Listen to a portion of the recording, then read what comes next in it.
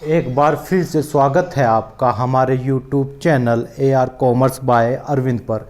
Economics की series में हमने जो RBI शुरू किया हुआ था उसका एक पार्ट अपलोड किया जा चुका है ना। दूसरा पार्ट अब यहाँ देखते हैं। पहले पार्ट में हम बात कर रहे थे RBI की मौद्रिक नीति की, ठीक है।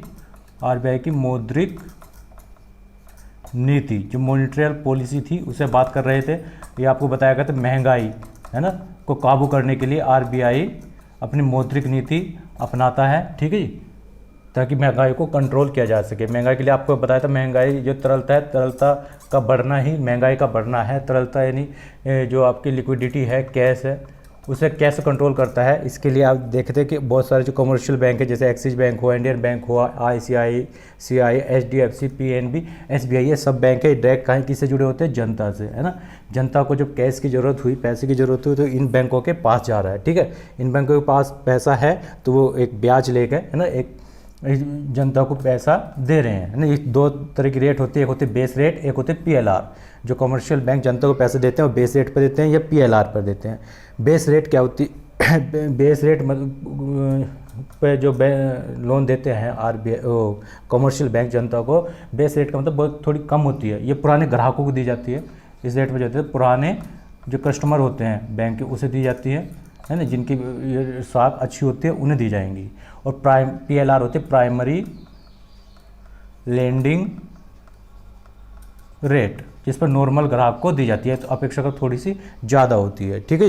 इस पर जो एक्सिस बैंक, इन बैंक सब ने बैंक ने क्या किया, जनता को पैसा दिया। पैसा का मतलब कैश दिया, है ना। कैश का मतलब लिक्विडिटी, लिक्विड जनता के पास बढ़ गया। अगर पैसा बढ़ गया, इस पैसे से क्या होगा, महंगाई बढ़ जाएगी, ठीक है। महंगाई कैसे बढ़ जाएगी? जैसे अब पिछले एग्जाम में मैंने आपको बताया था कि जनता के पास अगर पैसा है तो बाज़ार में गया, सपोज करो एक मिठाई की दुकान पर ही गया, है ना, तो अगर पैसा जेब में है तो मिठाई का कोई रेट थोड़ी पूछेगा, ठीक है। क्या रेट है? सपोज करो मिठाई 200 रुपये किलो है, ठीक है, 200 रुपये किलो है ना। तो गया दुकान के पास, है ना, दुकानदार से पूछेगा, हाँ भाई मिठाई तोल दे, कोई रेट नहीं, कुछ नहीं। तो मिठाई 200 है, वो सपोज करो उसे कहेगा कि चलो 300 रुपये किलो है, लेकिन मैं तुम्हें 250 लगा दूंगा, है। तो एकदम 250 दे के चले गया। ऐसे दूसरा ग्राहक आया, वो भी अगर 250 में लेगा तो मिठाई का रेट 200 से कितने पे हो गया, 250 पे हो गया। तो महंगाई बढ़ गई, है ना। और अगर इसके पास पैसा ना होता है, ठीक है, तो क्या करता है, रेट अगर 200 का बताता, 200 में भी वो 180 रुपये लेके उसे आता, तो महंगाई घट जानी थी। तो इससे महंगाई ना बढ़े तो RBI क्या करता है, अपनी मौद्रिक नीति अपनाता है ना। मौद्रिक नीति के लिए अपनाने क्या करेगा, देखो जो कमर्शियल बैंक इनके पास पैसा है, ये जनता को देते हैं, लेकिन जब इनके पास पैसे की कमी पड़ती है तो किसके पास जाते हैं ये सारे बैंक, RBI के पास, ठीक है ना। क्योंकि RBI इन सब का, इन बैंकों का भी बैंक है, जैसे कि पिछली वीडियो में आपको बताया हुआ था, ठीक है। तो ये सब जो लोग गए RBI के पास, और RBI जो इन्हें पैसा देगा, है ना, वो उसके ब्याज लेता है। जो पैसा देता है RBI उसे बोलते हैं रेपो रेट,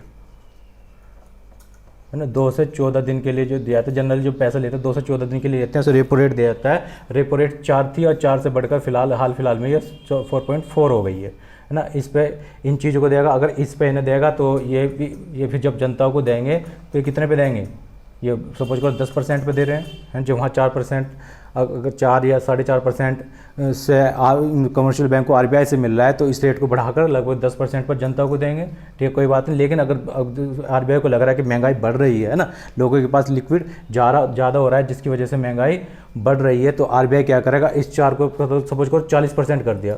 अगर 40% ऐसा कर दिया तो क्या फिर भी 10% पर जनता को देंगे, कमर्शियल बैंक नहीं, है ना। ये कितने 60-70% पे देने लगेंगे, तो 60-70% ब्याज पे कौन लेगा, कोई भी नहीं लेगा।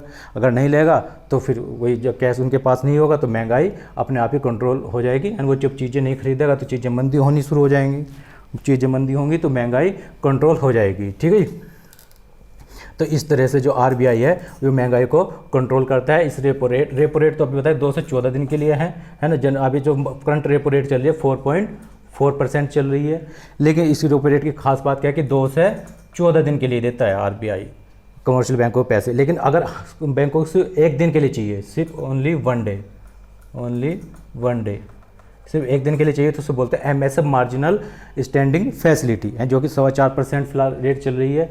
लेकिन अगर पैसा चाहिए 14 दिन से भी अधिक के लिए, 14 दिन से अधिक के लिए अगर पैसा चाहिए तो उसे बोलते हैं बैंक रेट, जो कि MSF के लगभग बराबर ही चलती है। करंट की बात करें, करंट का डाटा मैंने लिखा है यहाँ पर, ये 4.25% ही चल रही है, ठीक है जी। उसके अलावा इन तीनों रेट को बढ़ाकर महंगाई, है ना, अगर ये तीनों चीज़ बढ़ा दी बैंक ने तो उससे क्या होगा, अगर तीनों चीज़ बढ़ा दी है, बढ़ाने का मतलब ये चीज़ बढ़ाएंगे तो कमर्शियल बैंक भी अपने रेट बढ़ाएंगे, लोन की रेट बढ़ाएंगे, तो जब लोन की रेट बढ़ेगी तो लोन कम लिया जाएगा, जनता के पास कैश कम जाएगा तो महंगाई कंट्रोल होगी, ठीक है। इसके अलावा भी दो चीज़ और होती है, CRR और SLR, है ना, पिछली वीडियो में आपको बता दी गई थी, लिंक डिस्क्रिप्शन में है। और अभी तक अगर आपने चैनल को हमारे सब्सक्राइब नहीं किया है तो आप प्लीज़ चैनल को सब्सक्राइब करेंगे। CRR बताया था कैश रिजर्व रेशो होता है। कैश रिजर्व रेशो क्या होता है, इसके अलावा बैंक जो है ग्राहकों से, जो RBI है ना, जो RBI है, इन सब बैंकों से बोलते हैं कि आप हमारे पास सिक्योरिटी मनी जमा करो, कितनी, लगभग 4% सिक्योरिटी। किसका, जो सिक्योरिटी मनी जमा किया जाता है वो होता है NDTL, है ना, NDTL बैंकों की कुल जमा होती है नेट डिपॉजिट टाइम लाइबिलिटी, बोलते हैं net deposit time liability, NDTL का 4%, है ना, 4% अपने पास सिक्योरिटी मनी के रूप में जमा करा देता है। पता चला आप कब भाग जाओ, ठीक है, कि और जबकि सभी अंतिम ऋणदाता तो RBI है, ठीक है, अंतिम लाइबिलिटी RBI की बनती है, तो RBI 4% के लगभग सिक्योरिटी मनी बैंकों से ले लेता है, ठीक है। जो सिक्योरिटी मनी है इस पर कोई ब्याज भी नहीं मिलता, जो CRR है, ध्यान रखिए, इस पर कोई ब्याज, ठीक है, बैंक जमा तो कर देंगे, ठीक है, हम आपको दे देंगे, क्या हमें ब्याज मिलेगा, तो नो इंटरेस्ट, इस पर कोई इंटरेस्ट नहीं मिलेगा, क्योंकि आप भी जानते हैं सिक्योरिटी मनी पर कोई इंटरेस्ट नहीं होता, इस पर कोई ब्याज नहीं मिलेगा। 4% पैसा अपने पास कर लेता है। और जब कभी लगता है कि जब RBI को लगता है कि मार्केट में पैसा ज़्यादा है तो इसे CRR को बढ़ा देगा, 4 से 40% कर दे, तो बैंकों को ज़्यादा पैसा RBI के पास जमा करना होगा, तो मार्केट में पैसे की शॉर्टेज अपने आप आ जाएगी। जब मार्केट में पैसे की शॉर्टेज आ जाएगी तो महंगाई अपने आप कंट्रोल में हो जाएगी।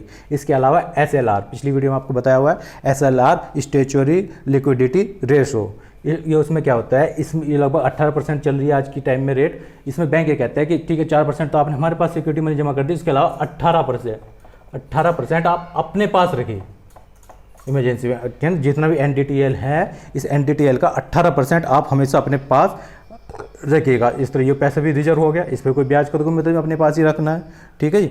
तो इस तरह 22% पैसा बैंक का लॉक हो जाता है। और यदि RBI को लगता है कि नहीं महंगाई ज़्यादा है तो इस चीज़ को रेट को बढ़ा सकता है, और लगता है कि नहीं मंदी आ गई तो इन चीज़ों को घटा भी सकता है, जैसे कि आपने देखा तो कोरोना के समय में इन चीज़ों को घटा दिया गया था, ठीक है जी। तो आप ये चीज़ समझिए। अब देखिए कैसे महंगाई घटती बढ़ती है, थोड़ा सा एक और चीज़ देख लेते हैं। आप MSF, repo rate, bank rate, CRR, SLR, ये सब चीज़ समझ चुके हैं। सपोज करो इन बैंकों ने, RBI ने ये चीज़, इनके रेट बढ़ा दिए हैं। MSF बढ़ा दिया 4.25% से 10% कर दिया, रेपो रेट 4.5% से 10% कर दिया, बैंक रेट भी बढ़ा दिया, SCRR भी बढ़ा दिया। अगर ये सब चीज़ें बैंक बढ़ा देता है तो इससे क्या होगा, ब्याज बढ़ जाएगा। ये सब चीज़ बढ़ेंगे तो सबसे क्या होगा, ब्याज बढ़ेगा। अगर ब्याज बढ़ेगा तो फिर लोन क्या होगा, लोग लोन लेंगे नहीं लेंगे, कम होगा, लोन कम हो जाएगा। जब लोन कम होगा तो जो तरलता है, जो कैश है, वो भी कम हो जाएगी। कैश कम हो जाएगी तो लोग बाग वस्तुओं की डिमांड कम करेंगे, है ना, कि लोगों के पास पैसा नहीं है तो चीज़ें कम खरीदेंगे, वस्तुओं की डिमांड कम करेंगे। जब चीज़ कम खरीदी जाएगी तो उन चीज़ों का प्राइस ऑटोमेटिकली डाउन हो जाएगा। जब प्राइस डाउन होगा तो महंगाई भी डाउन हो जाएगी। इस तरह से महंगाई जो है कंट्रोल की जाती है, ठीक है, RBI के द्वारा। और यदि इन चीज़ों का रेट घटा दे, MSF घटा दे, रेपो रेट घटा दे, बैंक रेट घटा दे, CRR घटा दे, SLR घटा दे, तो क्या फ़र्क पड़ेगा, अगर चीज़ घटा देगा तो बैंक कम ब्याज दर पर, है, ब्याज की रेट घट जाएगी, कम ब्याज दर पर लोगों को ऋण देगा। ब्याज की दर घटेगी तो लोन का पैसा बढ़ जाएगा। लोन बढ़ना मतलब कैश बढ़ गया, लिक्विडिटी बढ़ गई, और कैश बढ़ गई जब जनता के पास पैसा हो गया तो वस्तुओं की डिमांड ज़्यादा करेंगे। जब वस्तुओं की डिमांड ज़्यादा होगी तो वस्तुओं का प्राइस बढ़ जाएगा, और जब प्राइस बढ़ेगा तो महंगाई भी बढ़ जाएगी, है ना। इस तरह से इनका सीधा संबंध महंगाई से होता है। इसके अलावा भी, ये तो बात हुई कि लोन से, है, अगर लोग बाग लोन ले रहे हैं, लोन लेकर कर रहे हैं तो लोन से अगर तरलता को कंट्रोल करना है तो कैसे करेंगे। लेकिन अभी बहुत से लोग ऐसे हैं जो लोन नहीं लेते हैं, है ना, अपना खुद का बिजनेस कर रहे हैं, या बिजनेस कर रहे हैं, या सैलरीड पर्सन भी हैं, है ना, लोन खुद का पैसा उनके पास, अपना खुद का पैसा है, ठीक है। अब खुद का पैसा है तो फिर महंगाई को कैसे कंट्रोल किया जाए। खुद का पैसा है, अच्छा खासा बिजनेस चल रहा है, अच्छी खासी सैलरी आ रही है, अच्छा खासा पैसा आ रहा है, तो फिर वे भी बाजार में जाकर चीज़ों के रेट बढ़ा रहे हैं। अब उस चीज़ को RBI कैसे कंट्रोल करे, तो इसके लिए मौद्रिक नीति का एक भाग है खुले बाजार की नीति। खुले बाजार की नीति। इसके लिए आरबीआई अपनाते खुले बाजार की नीति। खुले बाजार की नीति क्या होती है जी, कि इसमें बॉन्ड पेपर, बॉन्ड पेपर या सिक्योरिटी बोलते हैं, सिक्योरिटीज यानी प्रतिभूति, प्रतिभूतियों का क्रय विक्रय करती है, का क्रय विक्रय किया जाता है। खुले बाजार में प्रतिभूतियों का क्रय विक्रय किया जाता है। अगर प्रतिभूति समझ में नहीं आ रही, तो प्रतिभूति मतलब बॉन्ड पेपर या जैसे LIC वगैरह हुआ है ना, LIC आप समझते हैं। अब LIC क्या हुआ, गवर्नमेंट आई बाजार में कि LIC निकाल ली कि लोगों से कहो कि LIC वगैरह लें हैं, या कोई सिक्योरिटी मनी और भी कोई सिक्योरिटी मनी ले सकते हैं, बॉन्ड पेपर लें। उससे क्या होगा, जनता के पास जो पैसा है वो LIC के थ्रू किस्तों में या FD हो गई है ना, वन टाइम FD करा सकते हैं है ना, किसान विकास पत्र खरीद ले, इस तरह खरीदे। इनके थ्रू जनता के पास जो एक्स्ट्रा पैसा है वो सरकार अपने अंडर में ले लेती है ना। वो अलग बात है कि फिर 10 साल बाद 20 साल बाद वो पैसा वापस होगा, उसके बाद फिर और कोई नीति ला देगी है। तो उसकी कोशिश ये रहती है कि पैसा मार्केट में ज़्यादा है तो इस मार्केट से पैसे को लिया जाए है ना। LIC के थ्रू ले सकती है, उसकी इन प्रतिभूति बोलते हैं प्रतिभूतियों का क्रय करना है ना। और यदि वो पैसे मंदी आ गई, अगर मंदी आ गई तो फिर क्या होगा, मंदी के टाइम उल्टे काम कर देगी है ना, प्रतिभूतियों का विक्रय शुरू कर देती है। सरकारी प्रतिभूतियों को मतलब खरीदना शुरू कर देती है। अभी ये अगर सरकारी प्रतिभूतियाँ अगर बेच रही है ना, अगर विक्रय कर रही है, प्रतिभूतियों को विक्रय कर रही है, तो लोग बाग इस प्रतिभूतियों को खरीदेंगे है ना। किस बॉन्ड पेपर है, बॉन्ड पेपर सरकार खरीदी है तो पैसे देकर खरीदेंगे, तो इससे कैश कम होगा। उसके अलावा खरीद भी सकती है। अगर मार्केट में पैसे की कमी है तो क्या करेगी गवर्नमेंट, उन प्रतिभूतियों को खरीदेगी। जब खरीदेगी तो गवर्नमेंट पैसा देगी और है ना, जनता के पास पैसा आ जाएगा।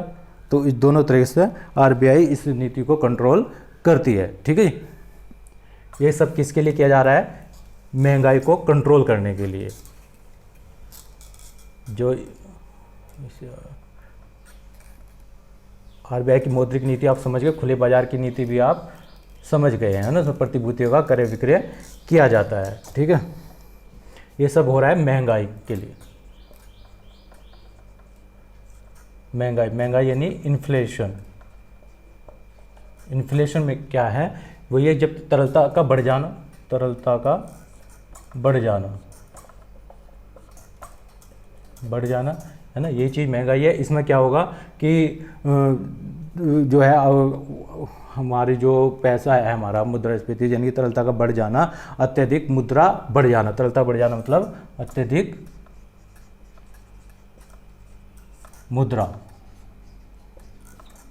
का बढ़ जाना। जब मुद्रा यानी पैसा बहुत ज़्यादा बढ़ जाए, ठीक है, इसलिए तो कहते हैं कि नोट छापकर महंगाई दूर नहीं की जा सकती है। महंगाई दूर नहीं की जा सकती। अगर मैं नोट छाप दे तो उसके बाद तरलता फिर मार्केट में बढ़ जाएगी, लोगों के पास पैसा ज़्यादा हो जाएगा। पैसा ज़्यादा हो जाएगा तो चीज़ें महंगी हो जाएंगी। महंगाई दूर नहीं की जा सकती है। ठीक है, क्यों नहीं की जा सकती, क्योंकि इससे तरलता बढ़ जाएगी और मुद्रा बढ़ जाएगी। जब मुद्रा बढ़ जाएगी तो मुद्रा की वैल्यू कम हो जाएगी, मुद्रा का मूल्य कम हो जाएगा, मूल्य कम हो जाएगा। तो मुद्रा की वैल्यू तो बढ़ जाएगी, मुद्रा की मतलब क्वांटिटी तो बढ़ जाएगी, मुद्रा तो बढ़ जाएगी, लेकिन मुद्रा का मूल्य कम हो जाएगा। कम हो जाना, ये चीज़ महंगाई है ना। पहले 100 रुपये की बहुत ज़्यादा वैल्यू थी, ठीक है, मुद्रा की वैल्यू थी, क्योंकि 100 रुपये में बहुत सारी चीज़ें आ रही होंगी। लेकिन जब महंगाई बढ़ गई तो 100 रुपये में बहुत कम चीज़ आ रही, तो मुद्रा की वैल्यू कम हो गई। ठीक है जी, मुद्रा की वैल्यू कम होना ही महंगाई है, ये इन्फ्लेशन है। अब ये महंगाई आप समझ में आए तो महंगाई के प्रकार देखते हैं। महंगाई समझिए, महंगाई का मतलब मुद्रा का बढ़ जाना लेकिन मुद्रा की वैल्यू का कम हो जाना महंगाई है। महंगाई के प्रकार, महंगाई के प्रकार की बात करें, सबसे पहले जो महंगाई होती है उसे बोलते हैं वो रेंगती मुद्रा स्फीति। रेंगती मुद्रा स्फीति बहुत ही कम महंगाई है ना। रेंगने के बाद फिर चलना, चलती मुद्रा स्फीति, चलती मुद्रा स्फीति है ना। चलती के बाद फिर दौड़ती, और ज़्यादा बढ़ी तो दौड़ती मुद्रास्फीति, और दौड़ने के बाद क्या उड़ जा है, उड़ती नहीं से बोलते हैं अति मुद्रास्फीति, अति मुद्रास्फीति, मुद्रास्फीति की बिल्कुल भयानक अवस्था, जैसे कि वर्तमान में श्रीलंका में, श्रीलंका में बिल्कुल, श्रीलंका अति मुद्रास्फीति का शिकार है, वहाँ महंगाई चरम पर है। ठीक है जी। तो ये मुद्रास्फीति के प्रकार हुए, और उसका कारण क्या है, ये तो प्रकार हुए। अब हम देखते हैं कारण, महंगाई के कारण क्या है, किस वजह से महंगाई हो रही है। महंगाई के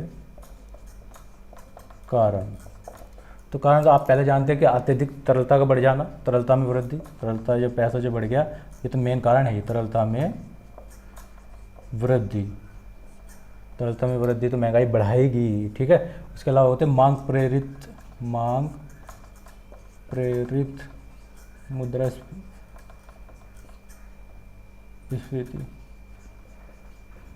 मांग प्रेरित क्या होती है कि जब किसी विशेष समय में किसी चीज़ की मांग बढ़ जाए तो भी महंगाई बढ़ जाती है। ठीक, जैसे हम देखते हैं शादी ब्याह में, शादी वगैरह में डीजे की मांग बढ़ जाना, शादी ब्याह का सीजन खत्म, डीजे की मांग भी खत्म हो जाएगी। जब डीजे की मांग बढ़ेगी तो डीजे की इसमें महंगाई बढ़ जाएगी। और सबसे भयानक जो होती है वो होती है लागत प्रेरित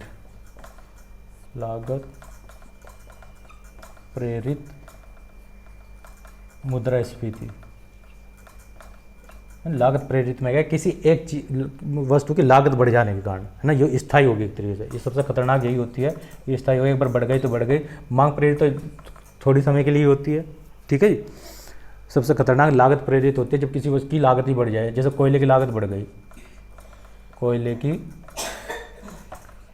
लागत बढ़ जाने पर बिजली की मांग बढ़ गई, बिजली की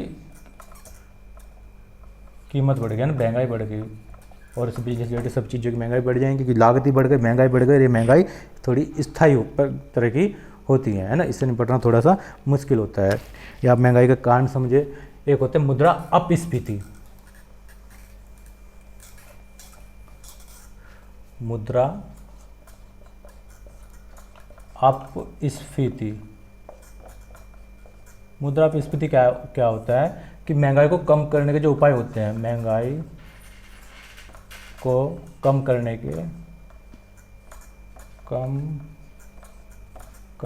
के उपायों को मुद्रा अपस्फीति कहते हैं।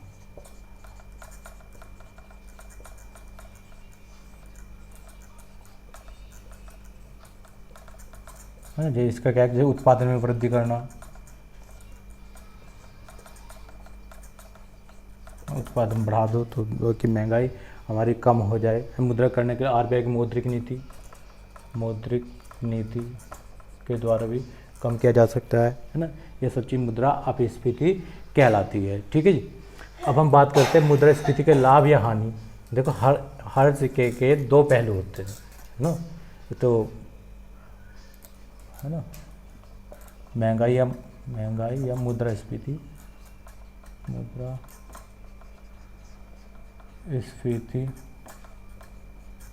के लाभ किसे होंगे, है ना। सबसे पहली बात किसानों को, जो किसान वर्ग है उससे महंगाई के टाइम से में लाभ ही होता है कि जो प्रोडक्शन करेगा, महंगाई बढ़ गई, जो भी उसने बनाया वो महंगा बिकेगा, है ना, तो फ़ायदा ही है। हालांकि अलग बात है, वो कुछ अपने प्रोडक्शन की चीज़ अगर खरीदने जाएगा तो उसे महंगी मिलेगी तो वहाँ नुकसान है, लेकिन जनरली किसानों को क्या हुआ, फ़ायदा हुआ, है ना। किसान के अलावा जो भी उत्पादक है ना, किस चीज़ को मैन्युफैक्चर कर रहा है, जिसने किस चीज़ को बनाई है, तो उससे भी फ़ायदा ही होना है महंगाई बढ़ने से, है ना। विक्रेता जो चीज़ों को बेचेगा उसे भी फ़ायदा ही होने वाला है। ठीक है। अगली बात करें, परिवर्तित आय वाला कोई व्यक्ति है, परिवर्तित आय वाला, यानी जिसकी आय जैसे डीए मिल रहा है, डीए से महंगाई भत्ता मिल रहा है, महंगाई बढ़ेगी तो महंगाई भत्ता भी बढ़ेगा, वहाँ भी फ़ायदा हो जाने वाला है। ठीक है जी। उसके अलावा एक होता है देनदार, ऋणी जिसे कहते हैं, जिसने किसी कर्जा ले रखा, कर्जदार जिसे कहेंगे, है ना, कर्जदार को भी फ़ायदा ही होना है अगर महंगाई बढ़ गई है, ठीक है। क्योंकि अगर उसने पहले 100 रुपये ले रखे हैं और अब उसे दो देना, अब 100 रुपये कोई वैल्यू, महंगाई में क्या होगा कि वैल्यू घट जाएगी, अब 100 रुपये कोई वैल्यू, 100 रुपये बहुत मामूली चीज़ है, तो उसे फ़ायदा ही होना है, ठीक है। तो इस तरह की जो व्यक्ति है उन्हें फ़ायदा होगा। अब हानि किसे होगी? हानि होती है हमेशा ग्राहकों को। इससे हानि किसे होगी? अगर हानि की बात करें तो वही नंबर 1 जो ग्राहक है, जो भी माल खरीदने जाएगा, है ना, उसे हमेशा हानि होनी है। स्थिर आय वाला व्यक्ति है, जिसकी आय कल भी इतनी थी आज भी इतनी है, तो उसे भी नुकसान होने वाला है, ठीक है जी। और सबसे बड़ा नुकसान लेनदार को, लेनदार यानी धनी, जिसने किसी को कर्जा दिया, कर्जदार मतलब कर्ज देने वाला, जिसने किसी को पैसा दिया हुआ है और जब पैसे लेगा उस पैसे की वैल्यू कम हो गई तो सीधी सी बात है, इसे नुकसान होना ही है, ठीक है। ओवरऑल देखा जाए तो सबको नुकसान ही होता है, क्योंकि यहाँ भी कभी ना कभी ग्राहक तो रहेंगे ही, किसान उत्पादक, जब भी ग्राहक वाली श्रेणी में आएंगे तो इन्हें भी हानि होनी ही है, ठीक है जी। इसके बाद अलावा हम बात करें कि मंदी क्या होती है। जैसे आप पहले बता दें, एक मंदी भी होती है, जैसे महंगाई होती है, महंगाई के साथ साथ एक चीज़ मंदी भी होती है, रिसेशन।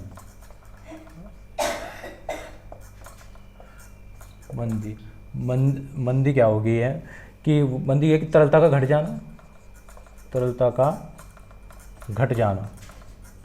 जैसे कि हमने कोरोना के समय में देखा है, कोरोना के समय में लोगों के पास पैसा बिल्कुल ख़त्म हो गया, तरलता मतलब पैसा बिल्कुल घट गया, कम हो गया, है ना, कम हो गया।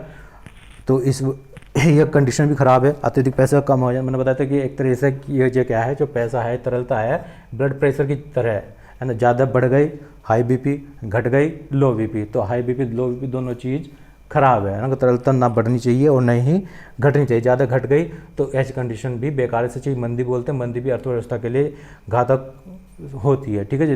ऐसे देखो कोरोना काल में फिर आरबीआई ने भी अपनी मौद्रिक नीति चेंज की थी, है ना, रेपो रेट वगैरह सब चीज़ घटा देते हैं। इससे क्या हुआ कि ताकि लोग ज़्यादातर लोन ले सकें, लोन ले के उनके पास, लोगों के पास पैसा आए, है ना, पैसा आने से फिर अर्थव्यवस्था को सुधार किया जा सके, ठीक है। और उसके अच्छा एक चीज़ और होता है इसमें, स्टेगफ्लेशन।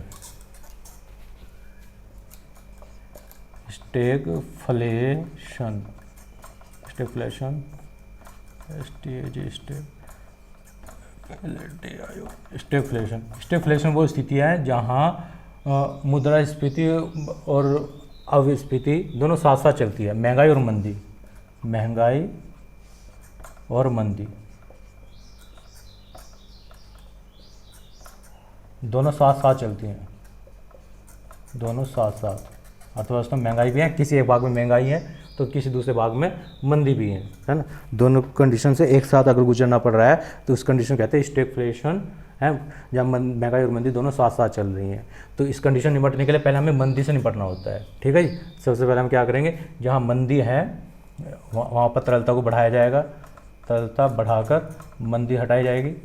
फिर एक है ना, फिर सारी जगह महंगाई जब आएगी फिर महंगाई को कंट्रोल किया जाएगा, तो तरलता घटाई जाएगी, बाद में फिर तरलता घटा के महंगाई को कंट्रोल करेंगे। दोनों चीज़ अगर एक साथ चल रही तो पहले मंदी को कंट्रोल करो, जब मंदी कंट्रोल हो जाए फिर पूरी जगह से महंगाई को कंट्रोल किया जाता है, ठीक है। तो आपको ये महंगाई समझ में आया, आरबीआई की मौद्रिक नीति समझ में आई। और अभी तक अगर आपने हमारे चैनल को सब्सक्राइब नहीं किया है तो प्लीज़ चैनल को सब्सक्राइब करते रहिए, ताकि इस तरह की वीडियो आपको कंटिन्यू मिलती रहे। इसके बाद हम एक लास्ट टॉपिक और लेते हैं, आरबीआई का नोटों का निर्गमन। नोटों का निर्गमन है, ये आपको पहले भी एक बताया गया था। जो नोट होते हैं, नोट में 1 रुपये का जो नोट होता है, 1 रुपये का नोट प्लस सिक्के हैं, इन्हें छोड़कर आरबीआई सभी तरह के नोट जारी करते हैं। तो इन्हें कौन करता है? इन्हें करता है भारत सरकार का वित्त मंत्रालय। भारत सरकार का वित्त मंत्रालय इन नोटों को जारी करता है ना। इस पर वित्त सचिव के हस्ताक्षर होंगे नोट पे, 1 रुपये के नोट पे, और इस सिक्कों का काम भी भारत सरकार ही करती है, ठीक है। लेकिन इन्हें छोड़ दिया जाए, इनको छोड़कर सभी तरह के जो नोट हैं, सभी तरह के नोट आरबीआई जारी करती है, जिस पर आरबीआई के गवर्नर के सभी नोट आरबीआई जारी करती है। जिस पर आरबीआई गवर्नर के साइन होते हैं कि मैं धारक को 10 रुपये अदा करने का वचन देता हूँ या 2000 रुपये अदा करने का वचन देता हूँ, है ना। अब आरबीआई गवर्नर आप जानते हैं वर्तमान में शक्तिकांत दास हैं। पिछली वीडियो में आरबीआई की हिस्ट्री पूरी डिटेल में बताई गई है, वहाँ से आप देख सकते हैं, लिंक डिस्क्रिप्शन में मिल जाएगा। तो हम बात ये आप समझ के अब नोट छापने के लिए जो प्रेस की बात करते हैं, नोट की प्रेस, भारत में नोट कहाँ कहाँ छपते हैं, नोट प्रिंटिंग प्रेस। अब भारत की हम बात करें तो 4 जगह पे नोट की छपाई होती है जी, ठीक है। 4 जगहों पर कौन कौन सी हैं? सबसे पहले अगर बात करें तो वह है हमारी नासिक महाराष्ट्र में, ठीक है जी। सबसे पहले जो नोट छपने शुरू हुए थे वो नासिक में, जो महाराष्ट्र में है, नासिक की प्रेस में छपने शुरू हुए थे, जिसे हम करेंसी नोट प्रेस भी कहते हैं, करेंसी नोट प्रेस के नाम से भी जानते हैं। और इसकी स्थापना अंग्रेज़ों ने की थी, है ना। अंग्रेज़ों के टाइम में इसकी स्थापना हो गई थी नासिक वाले की 1926 में, ठीक है। सबसे पुरानी है, सबसे पुरानी, ठीक है जी। उसके बाद स्थापना हुई थी देवास में, देवास जो कि मध्य प्रदेश में है, ठीक है जी। इसका दूसरा, इसे बोलते हैं हम bank note press, currency note press बोलते हैं, इसे बैंक नोट प्रेस है। सभी तरह के नोट, सभी तरह के वो नोट यहाँ भी छपते हैं, यहाँ भी छपते हैं, बैंक नोट प्रेस। इसकी स्थापना 1975 में हुई, इसकी स्थापना 1975 में हुई है। हालांकि यहाँ पे देवास में 2000 के नोट को, 2000 रुपये के को छोड़कर सभी तरह के नोट तो की छपाई होती है। और यहाँ तो सभी तरह के हो रहे हैं नोट, बाकी सब जगह 4 रुपये से सभी तरह के नोट हो रहे हैं, यहाँ 2000 का देवास में नहीं हो रहा है, ठीक है। तीसरी हम बात करते हैं, तीसरी जो प्रिंटिंग प्रेस है बनी है, ये जो शुरू की 2 प्रिंटिंग प्रेस है पूरी तरह केंद्र सरकार के अधीन आती हैं। बाकी जो 2 आधुनिक हैं, तीसरी और चौथी, वो आरबीआई के अधीन है, ठीक है। हल्की नीति आरबीआई की यहाँ पर लागू होगी। अब तीसरी हम बात करते हैं मैसूर, कर्नाटक में जो है, मैसूर कर्नाटक में है, ठीक है जी। इसकी स्थापना 1999 ईस्वी की। सभी तरह के नोट यहाँ भी छपते हैं। और उसके बाद जो हमारी है सबसे लास्ट में जो आई है ना, वो सालबोनी पश्चिम बंगाल में, सालबोनी पश्चिम बंगाल, सन 2000।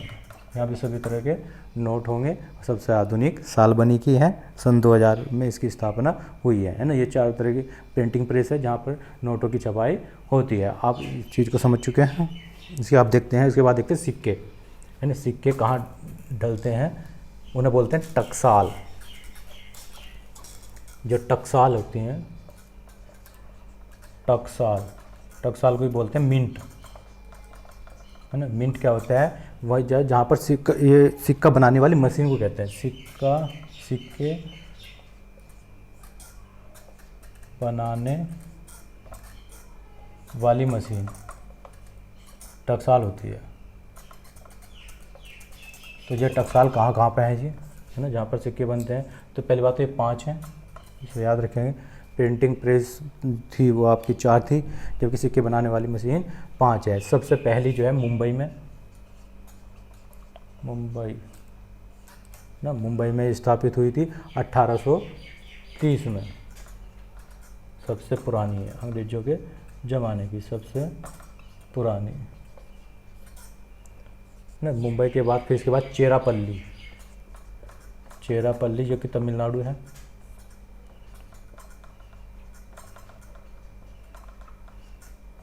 तमिलनाडु में।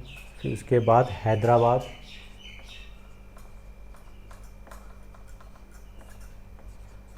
हैदराबाद के बाद कलकत्ता, और कलकत्ता के बाद जो सबसे आधुनिक है नोएडा, नोएडा उत्तर प्रदेश, ठीक है। नोएडा जो उत्तर प्रदेश में आई है ये सबसे आधुनिक है 1989 में, 1989 में आई है, सबसे आधुनिक टकसाल है।